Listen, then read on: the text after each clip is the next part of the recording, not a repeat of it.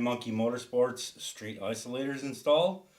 We've got our alloy Art Cush drive installed. Time to put the rear back in. So now on to reinstallation. Here's the old one. Look at how much more that sags than this one. That just shows you how much stiffer this one is than this one. What I like to do is just makes it easier because this is slicker or smoother rather than the wrinkle finish on our pulley.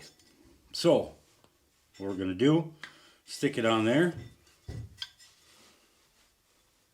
and slip it in, push it down, and it's installed. Now when you get your axle in and everything tightened up, it'll pull it into where it needs to be. If you're off just a little bit, you might need to push this back in if you're having trouble getting your spacer in there.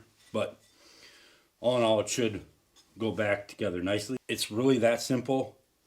Pull your back tire, pull this pulley out, put the new Cush drive in, or remove your old Cush drive, put the new Cush drive in, put it all back together, and readjust the belt.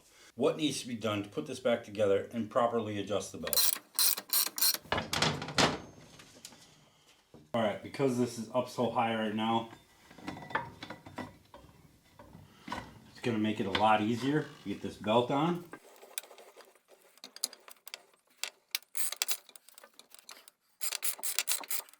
Okay, so per Harley-Davidson specification, they want you to coat this axle in anti-seize, as well as the bores of the bearings and the sleeve that's inside there.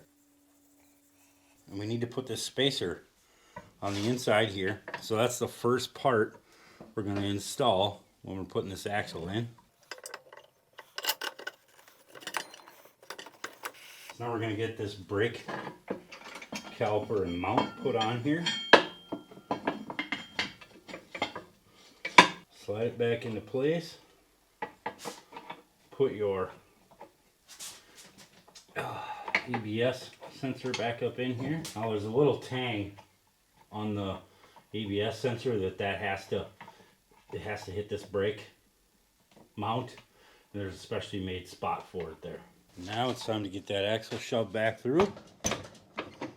I usually push and twist until I get it where I want it. So now with everything in here, we can put this what the hell they call it, like a shell or something on here. We can see that that's not right because you want to go look at the other side and see where that is.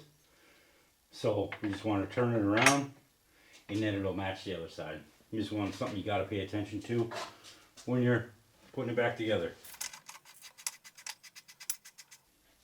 The first thing we're going to do is torque the axle to 20 foot-pounds. When you torque this, you want to make sure that this wrench is 90 degrees. You want to make sure it's like that, otherwise you're not getting the proper torque.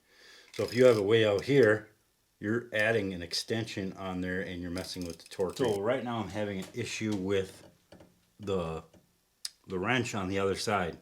So because this axle is being pushed back, I'm being pushed into my Olin shocks here, so I can't get my wrench in there. So we may need to find a socket that's the proper size so we can torque it. So I don't have the proper socket, and this thing is pinched in here right now.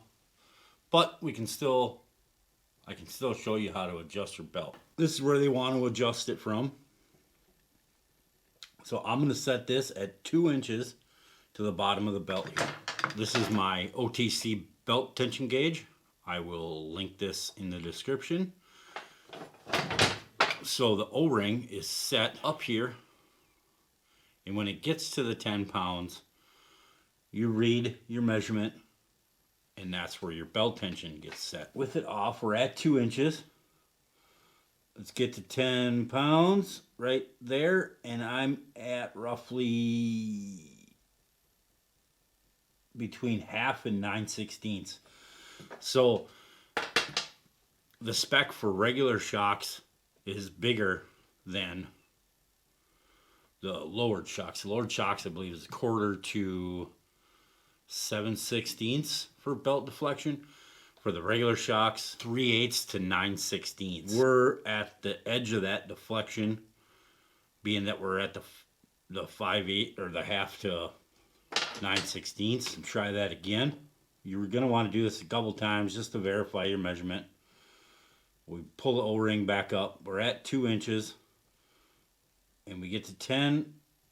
And, yep, we're at a half actually. So, we should be good within the spec. You can tighten it up just a little bit more or loosen it if you want.